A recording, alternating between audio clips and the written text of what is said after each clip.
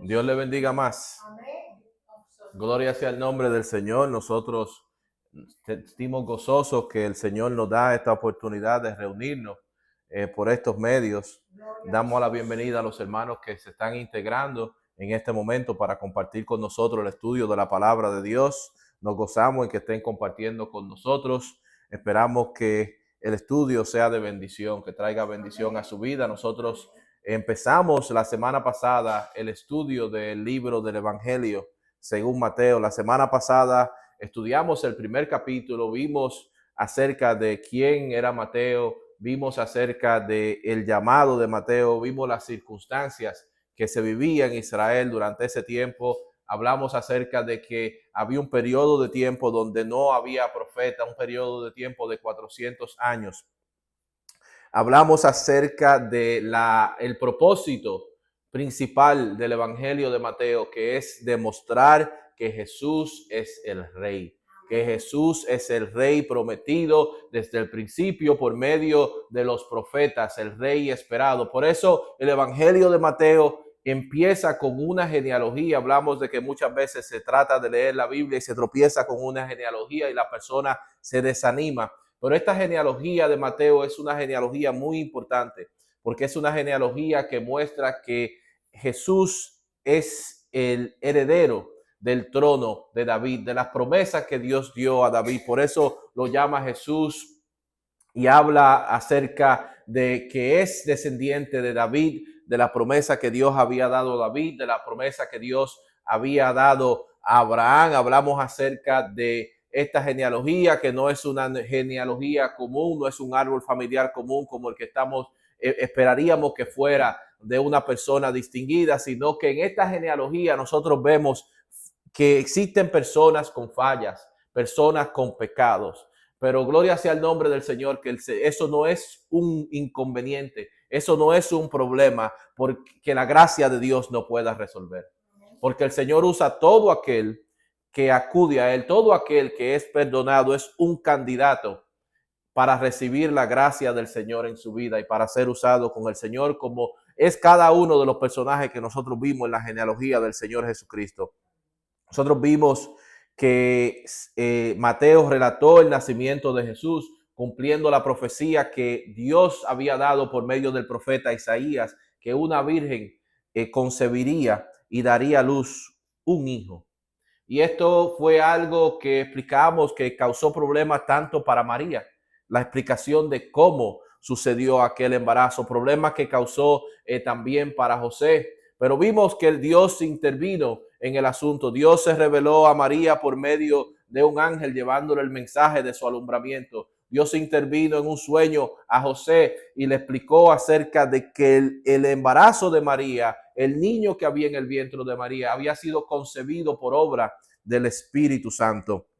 Y por último vimos en el capítulo 1 que Mateo explica el propósito del advenimiento del Señor Jesucristo. Dice que Él salvará a su pueblo de sus pecados. Esa fue la misión por la cual Él nació. Esa fue la misión por la que Él vino a este mundo. Él vino con la misión de morir en la cruz del Calvario, de extendernos la oportunidad a nosotros de salvación. Nosotros en el día de hoy lo único que tenemos que hacer es aceptarla, es tomarla, es creer por fe lo que Él hizo y formamos parte de esta promesa que Él da a todo aquel que cree en su nombre, de tener salvación, de tener perdón de pecados y vida eterna. Hoy vamos a seguir este estudio del libro de Mateo. Vamos a estar estudiando el capítulo 2 del Evangelio según Mateo. Vamos a leer para empezar el estudio del día de hoy los primeros 12 versículos. Y damos lectura a la palabra de Dios en el nombre del Padre, del Hijo y del Espíritu Santo. Cuando Jesús nació en Belén de Judea, en días del rey Herodes, vinieron del oriente a Jerusalén unos magos diciendo: ¿dónde está el rey de los judíos que ha nacido?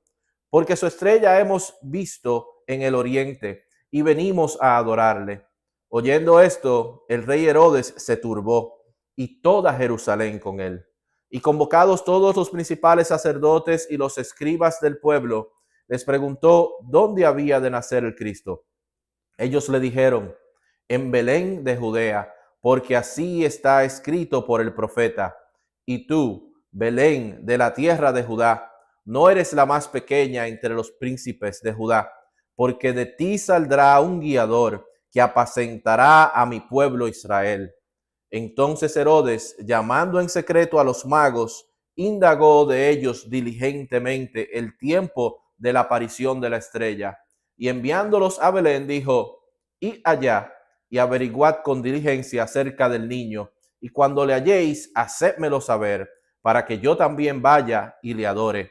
Ellos, habiendo oído al rey, se fueron, y he aquí la estrella que habían visto en el oriente iba delante de ellos, hasta que llegando se detuvo sobre donde estaba el niño. Y al ver la estrella, se regocijaron con grande gozo, y al entrar en la casa, vieron al niño con su madre María, y postrándose, lo adoraron. Y abriendo sus tesoros, le ofrecieron presentes: oro, incienso y mirra. Pero siendo avisados por revelación en sueños que no volviesen a Herodes, regresaron a su tierra por otro camino. Oremos.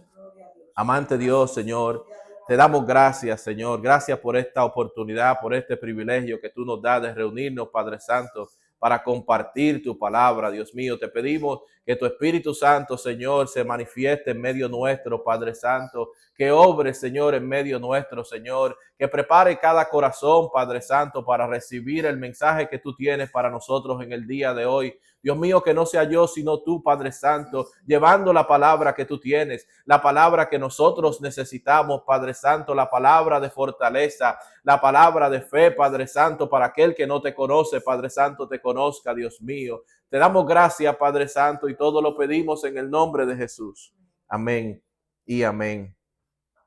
Vemos que así como es el propósito de este libro, desde el principio, Mateo continúa con la temática demostrando que Jesús es el Rey prometido. Y es muy interesante porque en este capítulo se presenta un contraste entre tres grupos de personas. Vemos por un lado a Herodes, a un rey poderoso, alguien que tiene autoridad, pero alguien que rechaza al Mesías. ¿Por qué? Porque el Mesías era llamado rey de los judíos, y presentaba una amenaza a su posición. Vemos los expertos, los líderes religiosos, los escribas, los principales sacerdotes que conocen acerca de esta profecía, pero fueron indiferentes ante la noticia. Pero también vemos otro grupo, un grupo de personas, de extranjeros que vienen desde una larga distancia, que han escuchado, conocen acerca de esta promesa de que el Salvador, de que el Rey nacería, y vienen transitando cientos de kilómetros con dirección a ir a donde el niño Jesús, para adorarle, para darle ofrenda, para rendirle culto. Es muy interesante, y eso es algo que refleja la respuesta de cada ser humano acerca de qué hace con este mensaje del evangelio. Mateo nos dice que Jesús nació en los días del rey Herodes.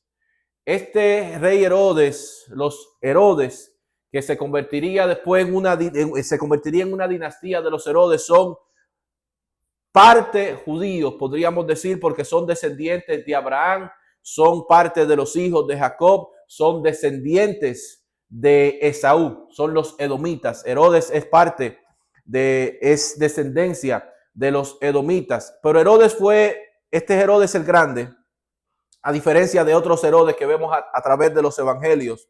Herodes el Grande fue un gobernante brillante, inteligente. Herodes fue alguien que impulsó proyectos de construcción, alguien que levantó fortalezas, puertos, palacios, ciudades, siendo la construcción más conocida de la que hizo Herodes, fue que él engrandeció y embelleció el segundo templo, el templo judío. Por eso cuando nosotros vemos en el Nuevo Testamento que se habla acerca del templo donde estuvo Jesús, el templo que visitaron los apóstoles, se le conoce como el templo de Herodes. Es como alguien que quería ser reconocido por las obras que él dejaría después de que no estuviera en vida. Recuerda eso en la política en la República Dominicana, un político que hizo mucha construcción, que se hablaba acerca de él en la propaganda que hacía en tiempo de campaña, que decían, eso lo hizo Balaguer.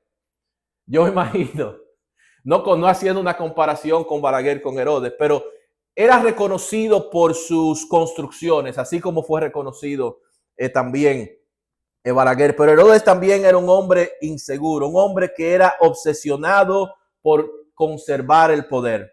Los historiadores describen a Herodes como alguien que era muy desconfiado, de aquel que él sospechaba que podría ser una amenaza a su trono, acababa con su vida. Incluso la historia registra que Herodes terminó con la vida de una de sus esposas, que Herodes mató a por lo menos 3 de sus hijos.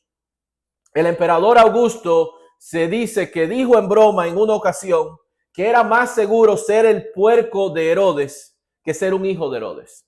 Así de malo era este personaje de Herodes. Sabiendo esto, entonces nosotros podemos entender mejor ahora cuando vienen estos reyes de Oriente, se le conoce en español, se le llaman los Reyes Magos, que llega un gran grupo, una gran caravana de hombres que vienen de distancia larga y vienen y lo llevan al palacio de Herodes, y ellos vienen y dicen que están buscando al rey de los judíos. Esto debe de haber causado conflicto en la mente de Herodes.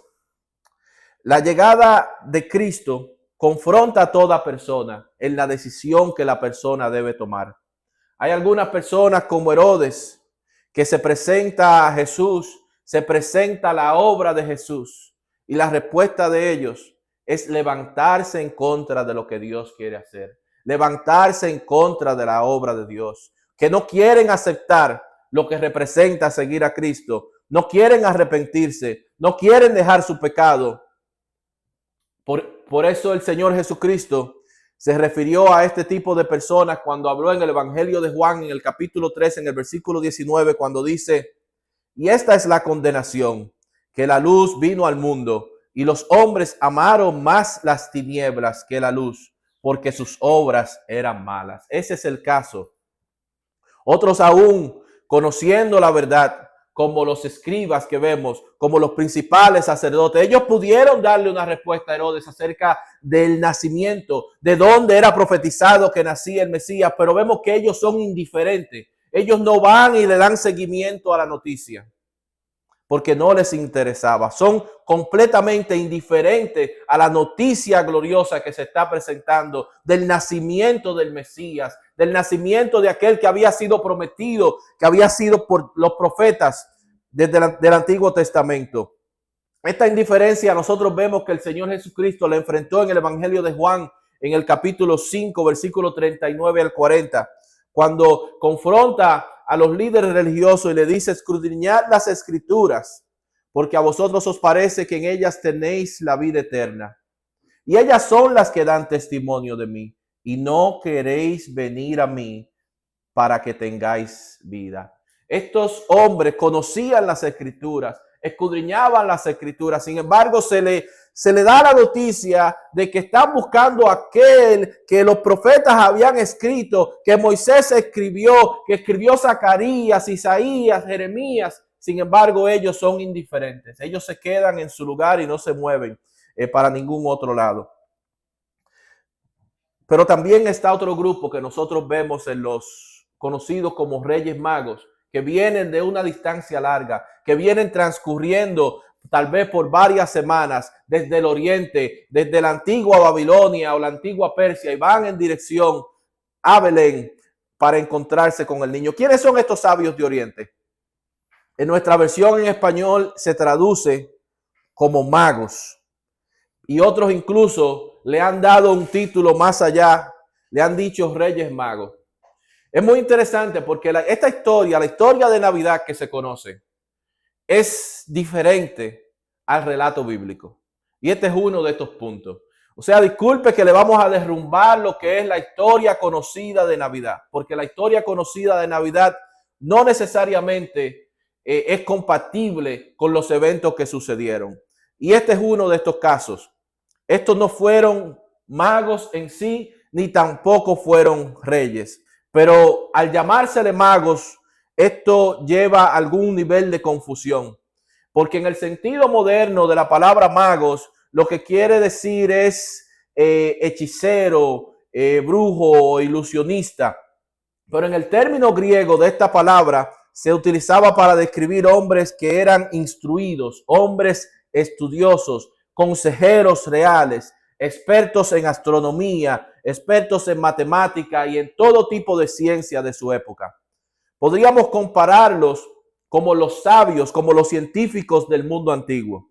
Lo más probable es que estos hombres provenieran del área vienen del oriente, pero del oriente en referencia a Israel, no el oriente como lo conocemos en el día de hoy. Si se dice que alguien viene de oriente, se dice que viene de los países de China, de Japón, de Corea, pero estos vienen del oriente, conocido como el Oriente Medio en el día de hoy, vienen del área de Persia, del área de Babilonia, o sea, del área de Irán, del área de Irak, conocida en el día de hoy. Muchas personas, muchos estudiosos creen que estos sabios de Oriente tienen conocimiento acerca de esta profecía por la influencia del profeta Daniel. Recordemos que el pueblo de Israel fue cautivo a Babilonia y Daniel junto con sus amigos tuvieron mucha influencia en la corte real. Incluso nos dice que Daniel fue nombrado jefe sobre todos los magos, sobre todos los astrólogos, sobre todos los caldeos, sobre todos los adivinos. O sea que Daniel tuvo una gran influencia por mucho tiempo, por varias décadas dentro de la corte real del rey de Babilonia. Se especula que por esta influencia hubo un grupo de personas dentro de la corte real, dentro de los sabios, que permanecieron creyendo las enseñanzas de Daniel, de que Dios iba a enviar al Mesías, al Salvador.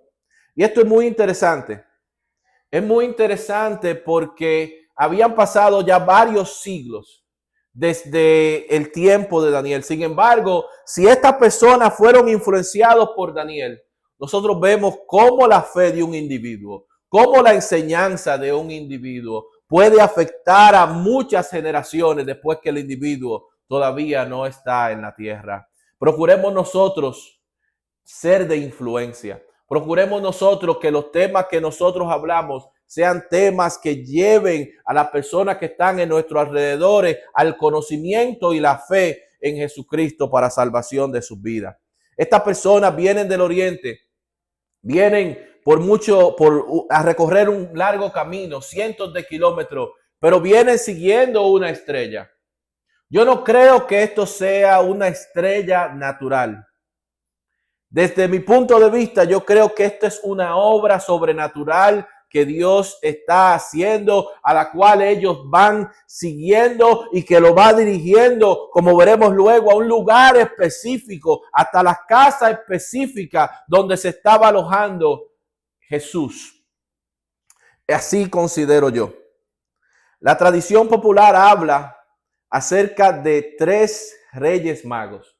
Y la tradición popular va más allá de ahí. No solamente dice que fueron 3, lo que la Biblia no nos dice acerca del número, sino que incluso le dan nombres.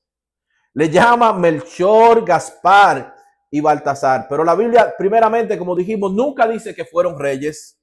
Tampoco dice que fueron 3, ni tampoco nos dice sus nombres. Todo esto son historias que se han creado a través de los tiempos, mitos que se han creado a través de los tiempos. La historia de la cual se dice que se salió de que fueron 3, se deriva de que ellos, la Biblia describe que ellos trajeron 3 regalos.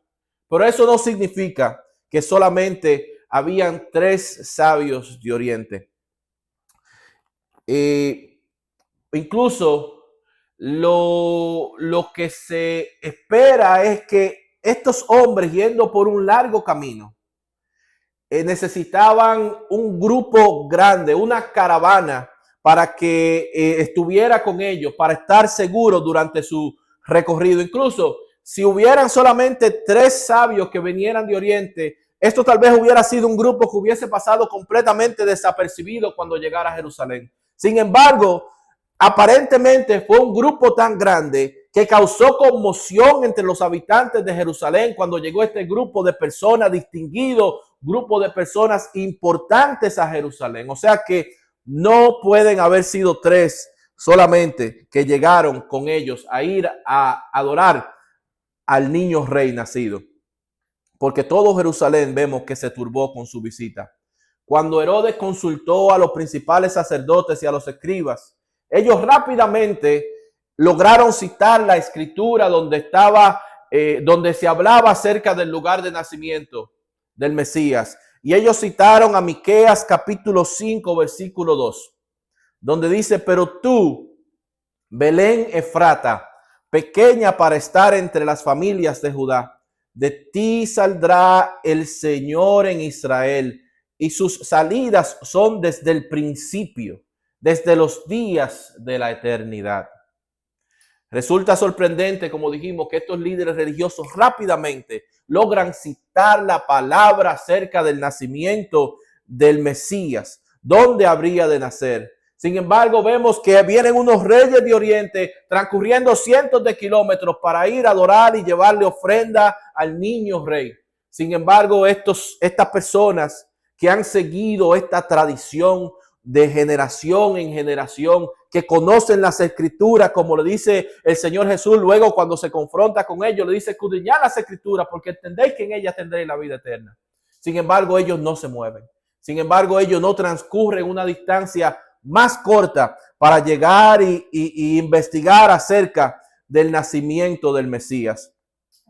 Vemos que Herodes pidió a los sabios del Oriente que luego que ellos fueran, que regresaran a donde él, para, de acuerdo a lo que él le dice a ellos, para que él también vaya y le adore. Pero como entendemos acerca de estos eventos, entendemos que Herodes tenía otras intenciones. Herodes no quería competencia. Herodes tenía la intención de acabar con aquel que nació desde su nacimiento siendo rey. Cuando los sabios llegaron, dice que vieron al niño con su madre María y postrándose lo adoraron. Muy interesante que esto se escribe muy precisamente. No dice postrándose los adoraron. No, lo vieron junto con su madre y postrándose adoraron a uno. Adoraron a uno solo. Adoraron al único que es merecedor de adoración, el único que es merecedor de gloria y de honra. Solamente adoraron al niño Jesús, al niño rey.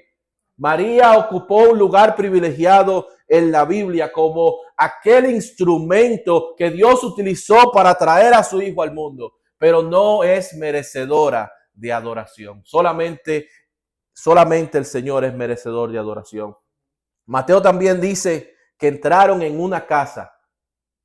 Muy importante porque esto va en contra de lo que se cree. Ellos cuando llegaron había transcurrido ya un periodo de tiempo. Ellos no fueron al establo a adorar al Señor Jesús. Dice que ellos entraron en una casa. Ya habían transcurrido, es posible que entre 6 meses a menos de 2 años desde el tiempo que el Señor Jesús había nacido, y deducimos ese tiempo porque luego veremos que cuando Herodes trata de calcular el tiempo de acuerdo a la investigación que hizo con el interrogatorio que le hizo a los sabios de Oriente, él dio la orden de que se ejecutaran los niños de menos de 2 años. O sea que había transcurrido un periodo de tiempo cuando ellos llegaron. O sea que estas imágenes que nosotros vemos en la Navidad, en la cual nosotros vemos al nacimiento del niño Jesús y vemos a 3 sabios que vienen y lo adoran en un pesebre. Discúlpenme por romperle la imagen que tenemos nosotros en Navidad, pero eso ocurrió tiempo después. Vemos que los sabios ofrecieron 3 regalos, como dijimos, y fueron regalos muy valiosos. Ofrecieron oro, incienso y mirra. Y estos regalos, cada uno tiene un significado especial, un significado que nos habla acerca de el rey, de que Jesús es rey. Esto nos habla, sin los mismos sabios de Oriente, sin saberlo, le habla acerca también de la obra, el propósito, con la obra por la cual el Señor Jesucristo vino a este mundo a morir por los pecados del mundo. Tiene mucho significado, lo cual nosotros no vamos a tratar en el día de hoy. Pero ellos trajeron estos regalos. Vemos el versículo 13 en adelante. Cuando antes de ellos regresar, el Señor les habló y les explicó que no regresaran por el mismo camino. Por eso Herodes se quedó, como vamos a ver, se quedó esperando a esta caravana que regresara por el camino donde vino y que le trajera noticias en relación a la ubicación, que le mandara la ubicación del niño. Vemos el versículo 13 al 15. Después que partieron ellos, he aquí un ángel del Señor apareció en sueños a José y dijo: levántate y toma al niño y a su madre y huye a Egipto y permanece allá hasta que yo te diga, porque acontecerá que Herodes buscará al niño para matarlo. Y él, despertando, tomó de noche al niño y a su madre y se fue a Egipto. Y estuvo allá hasta la muerte de Herodes, para que se cumpliese lo que dijo el Señor por medio del profeta, cuando dijo: de Egipto llamé a mi hijo. Vemos que después que los sabios, como dijimos, regresaron por un camino distinto, era cuestión de tiempo que Herodes se enterara de que ellos no iban a regresar y de que él entonces se levantara para tratar de acabar con la vida del niño rey que había nacido en Belén de Judea. Pero vemos que antes de que el rey pudiera actuar, Dios obró para proteger a su hijo. Ningún plan humano puede frustrar el plan de Dios. Esto es muy importante. Ningún plan humano puede frustrar el plan de Dios. Si Dios dijo que iba a cumplir algo, Dios lo va a hacer. Aunque se enfrente a gobiernos, aunque se enfrente a personas y a grupos y a instituciones que aparentan ser poderosas, Dios es todopoderoso. Nada ni nadie puede frustrar el plan de Dios y los propósitos de Dios. Vemos que un ángel se aparece a José en sueños para darle otra vez más instrucciones a José. Y vemos en la respuesta de José, continuamos viendo la fidelidad de José, el carácter de José en la reacción que él tiene. Vemos que en los evangelios no se registra que José hiciera algunas preguntas, que José cuestionara acerca de lo que se le está diciendo, o de que José se inventara algunas excusas para él demorar la acción, sino que José simple y sencillamente, cuando entendió cuál era la voluntad de Dios, obró, se movió en dirección a cumplir cuál es la voluntad de Dios. José simplemente obedeció, no esperó hasta el amanecer, ni buscó un momento más conveniente para él poder salir, sino que salió esa misma noche. Yo no creo que José, cuando recibió esa noticia, tuvo tiempo para empacar bien. Yo no creo que José, cuando recibió aquella noticia, tuvo tiempo para vender en Marketplace algunas de las herramientas que él tenía. Él no tuvo tiempo, sino que las pertenencias y todo lo que la vida que ellos habían construido, él la tuvo que dejar atrás para seguir y cumplir lo que es la voluntad de Dios, que él saliera inmediatamente para proteger la vida del niño rey, del Señor, del Cristo que había nacido. No tuvo tiempo, pero fue obediente. Podemos aprender mucho de las respuestas y las acciones de José. A primera vista, cuando vemos el lugar a donde fue José y llevó a su familia, podríamos nosotros cuestionar acerca, pero ¿por qué Egipto? Porque Egipto en la Biblia es conocido como el lugar de esclavitud del pueblo de Israel. Pero Egipto representaba algunas ventajas.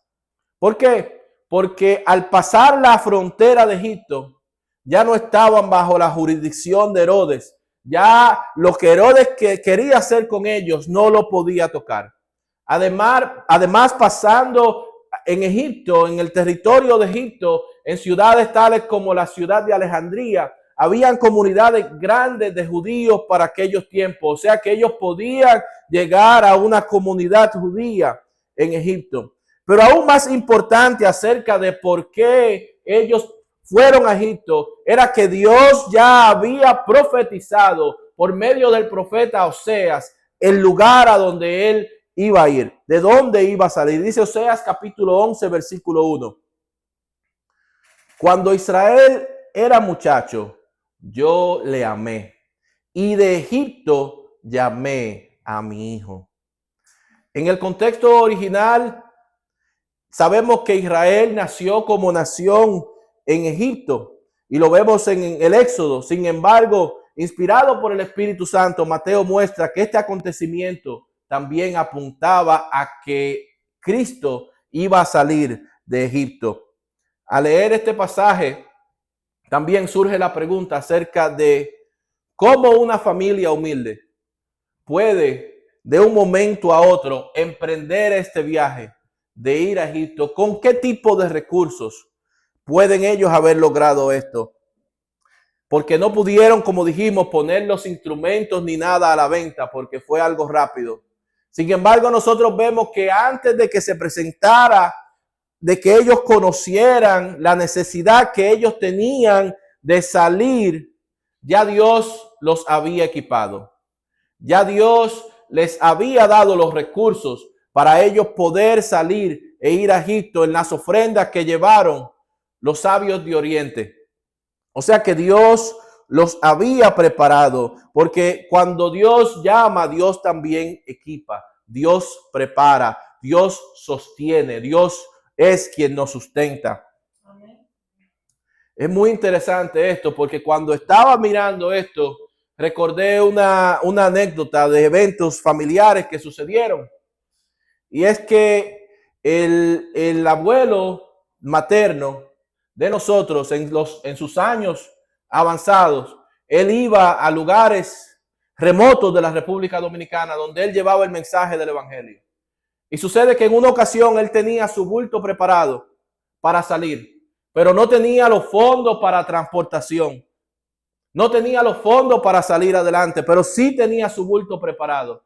Y hubo alguien, su hijo mayor, que tarde en la noche no podía descansar porque tenía una inquietud de llevarle un dinero a su papá. No sabía por qué tenía la inquietud de llevarle el dinero a su papá. Pero Dios estaba orquestando la situación, porque cuando Dios llama, Dios equipa. Cuando Dios llama, Dios prepara. Porque nosotros, cuando vamos a hacer el mensaje, llevar el mensaje, cuando vamos a cumplir la voluntad de Dios, eso no nace en el corazón humano. Eso nace en el corazón y la mente de Dios. Y Dios tiene todo preparado para hacer cumplir su propósito. Dice el apóstol Pablo en la carta a los Filipenses en el capítulo 4, en el versículo 19, mi Dios pues suplirá todo lo que os falta conforme a sus riquezas en gloria en Cristo Jesús. El tiempo que Jesús estuvo en Egipto, la Biblia no nos habla nada acerca de este tiempo. Pero lamentablemente se han levantado diferentes escritos que tratan de informar a la gente acerca de los años de Jesucristo en Egipto. Escritos que dicen que él hizo milagros como niño, de que él realizó milagros, de que él aprendió acerca de las cosas de Egipto y que él los implementó dentro de su ministerio. Pero eso no tiene nada que ver con la Biblia. Esas son historias completamente sin fundamento. Los evangelios no nos dicen nada acerca del tiempo que el Señor Jesucristo estuvo en Egipto. O sea que todo lo que uno escucha acerca de ese tiempo, uno debe de ignorarlo completamente. Incluso la Biblia nos dice muy poco acerca de los eventos del Señor en su niñez. El único evento que yo recuerdo que la Biblia menciona es el evento que él estuvo en el templo cuando sus padres no lo encontraban. Pero después de ahí no se menciona más nada. Y además en el Evangelio según San Juan, nos dice que el milagro que el Señor hizo en las bodas de Caná fue la primera señal que él hizo. O sea que inmediatamente se nos habla de cualquier milagro que él hizo anteriormente a su ministerio en las bodas de Caná. Se nos está hablando de un evento que no es bíblico, de algo que nació en la imaginación humana, pero no viene de Dios, no está en la Biblia. Vemos el versículo 16 al 18. Herodes entonces, cuando se vio burlado por los magos, se enojó mucho y mandó a matar a todos los niños menores de 2 años que había en Belén y en todos sus alrededores, conforme al tiempo que había inquirido de los magos. Entonces se cumplió lo que fue dicho por el profeta Jeremías cuando dijo: voz fue oída en Ramá, grande lamentación, lloro y gemido. Raquel que llora a sus hijos y no quiso ser consolada porque perecieron. Vemos que cuando Herodes se enteró de que había sido frustrado el plan de él, de que lo habían engañado, de que no regresaban por el mismo camino, se enfureció. Y Herodes, quien no tuvo problema para matar a sus propios hijos, no iba a tener problema para matar a los hijos de otros, y dio la orden de que se ejecutaran en Belén y en las aldeas vecinas todos los niños de menos de 2 años. Fue algo difícil, pero vemos que la razón por la cual Herodes se pronunció y dio esta orden de que se ejecutaran todos los niños de 2 años fue para su conveniencia. Fue para proteger lo que él entendía que le pertenecía al reino, lo que él había trabajado, lo que él se había ganado. Él dio esta orden para proteger lo que él entendía que le convenía a él. Y es muy interesante porque en el día de hoy, la razón número 1 de muerte es la conveniencia del aborto. El aborto se ha popularizado porque es un evento que se hace por la conveniencia del individuo, porque el nacimiento de un niño no se le hace conveniente a la madre del niño y por eso se realiza el aborto, para eliminar algo que considera que es un estorbo, que le puede causar problemas, que le es un inconveniente. Y esa es la misma acción que Herodes está haciendo cuando envía a matar todos los niños de menos de 2 años de Belén y de las aldeas vecinas. Este pasaje, como dijimos, nos ayuda a establecer el tiempo que había transcurrido desde el nacimiento de Jesús. Herodes mandó a matar a todos los niños de menos de 2 años, por lo que nos deja saber entonces que cuando los sabios de Oriente vinieron al niño rey, a donde Jesús, ya él había avanzado en edad, ya él no estaba en un establo, ya ellos se habían establecido en una casa. ¿Por qué se menciona aquí a Raquel? Raquel es la esposa, la que fue la esposa amada de Jacob. Raquel simboliza la madre de Israel y esto simboliza, ella murió en esta región, dice la Biblia en Génesis 35, dando a luz a su hijo menor, a Benjamín. Pero aquí la relata ella llorando por la crisis de la muerte de estos niños. No es que ella está físicamente llorando, sino que ella simboliza lo que son las madres de Israel, el llanto que existía en Israel por esta tragedia, esta masacre que estaba sucediendo de las madres de Belén que habían perdido a sus hijos. Dice el versículo 19 al final del capítulo: pero después de muerto Herodes, he aquí un ángel del Señor apareció en sueños a José en Egipto, diciendo: levántate, toma al niño y a su madre y vete a tierra de Israel, porque han muerto los que procuraban la muerte del niño. Entonces él se levantó y tomó al niño y a su madre y vino a tierra de Israel. Pero oyendo que Arquelao reinaba en Judea en lugar de Herodes, su padre, tuvo temor de ir allá, pero avisado por revelación en sueños, se fue a la región de Galilea y vino y habitó en la ciudad que se llama Nazaret, para que se cumpliese lo que fue dicho por los profetas, que habría de ser llamado Nazareno.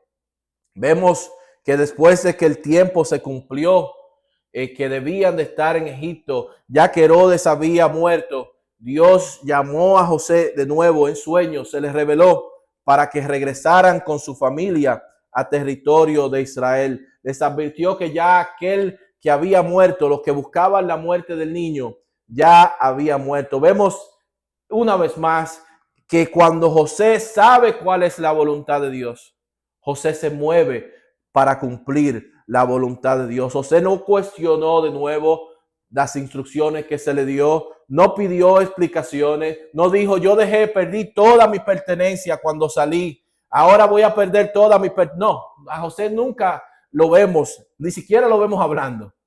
Lo vemos solamente actuando, obedeciendo lo que Dios había enviado a hacer, lo que él conocía que era la voluntad de Dios. Él estaba confiando, cada paso que se le daba, él confiaba.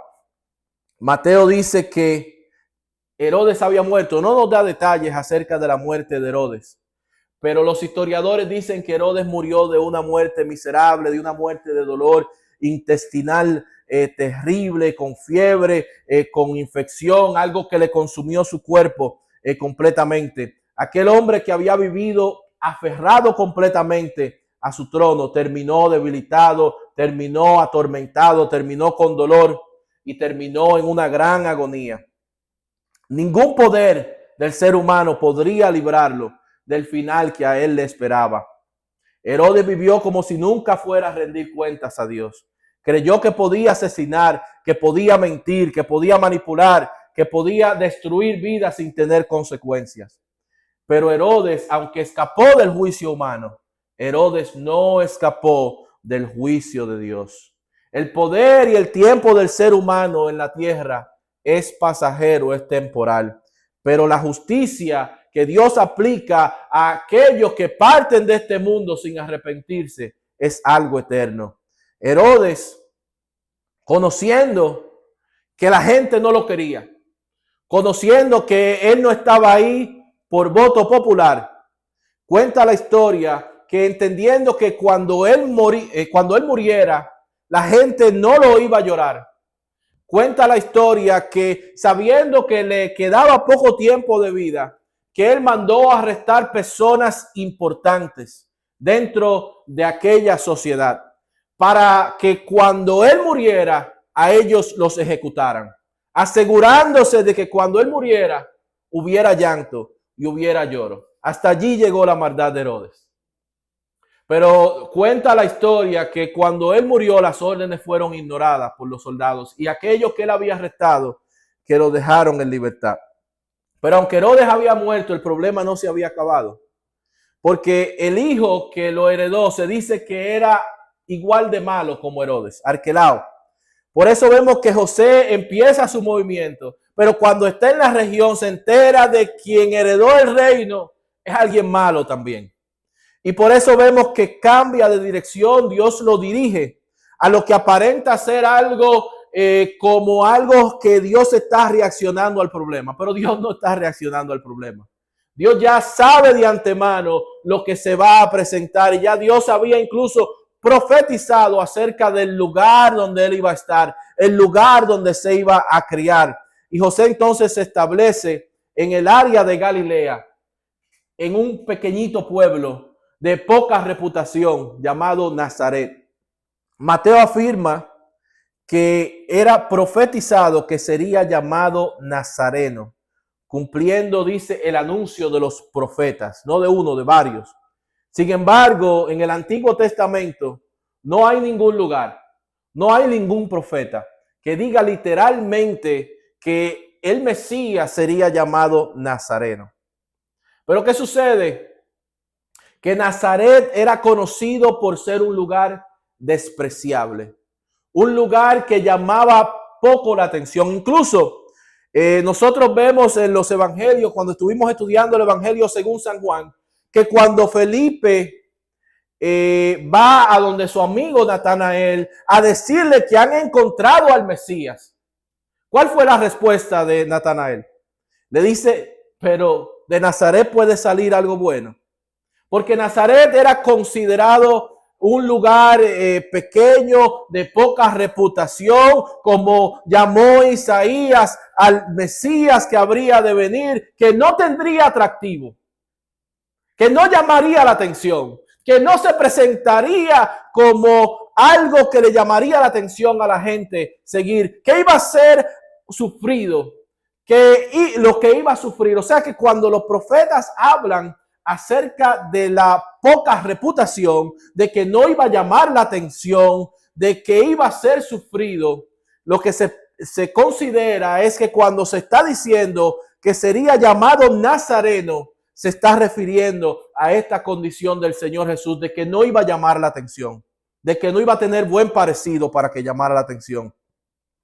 Y crecer en Nazaret, entonces se identificó al Señor Jesucristo, llamándolo nazareno, como algo despreciable, como algo que no llama la atención.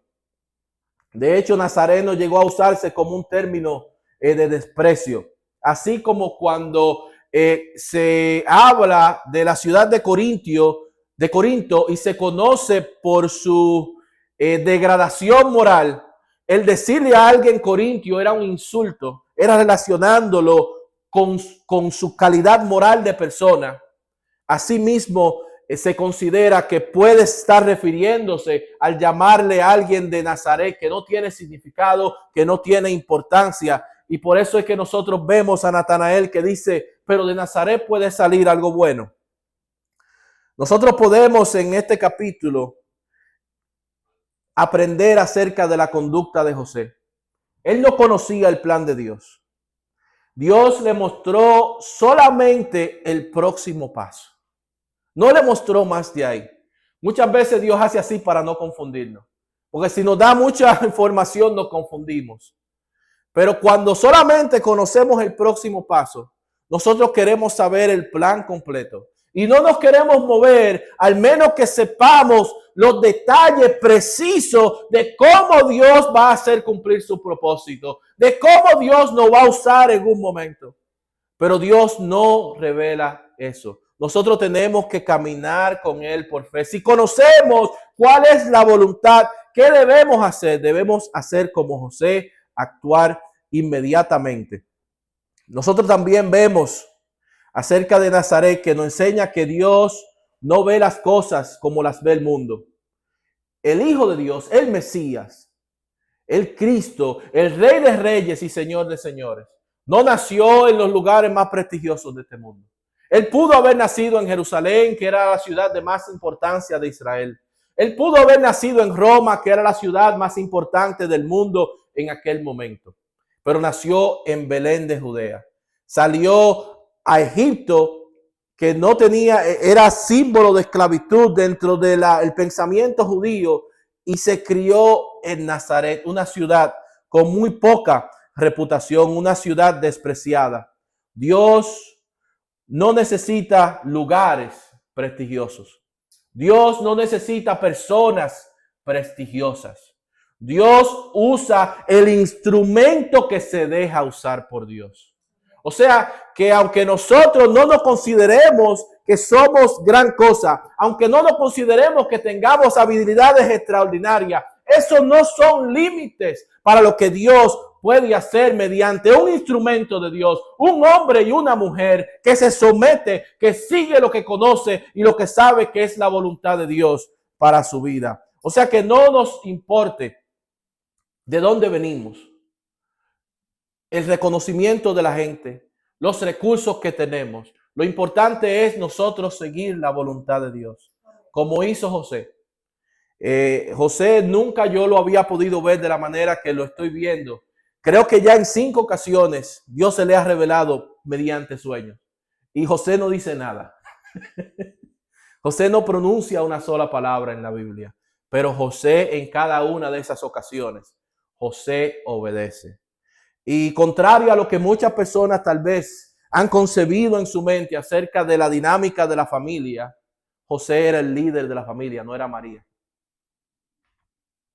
Hasta aquí terminamos el estudio del día de hoy, esperando que haya sido de bendición para todo lo que han compartido con nosotros. Le invitamos a que compartan con nosotros la próxima semana. Con la ayuda de Dios vamos a seguir compartiendo el Evangelio según Mateo. Vamos a entrar en el próximo capítulo, el capítulo 3, donde ya vamos a conocer entonces el ministerio de Juan el Bautista. Le invitamos y le exhortamos a que lo leamos de antemano, así cuando nos reunamos en el estudio de la próxima semana, sé que será de mucha bendición. Dios le bendiga. Amante.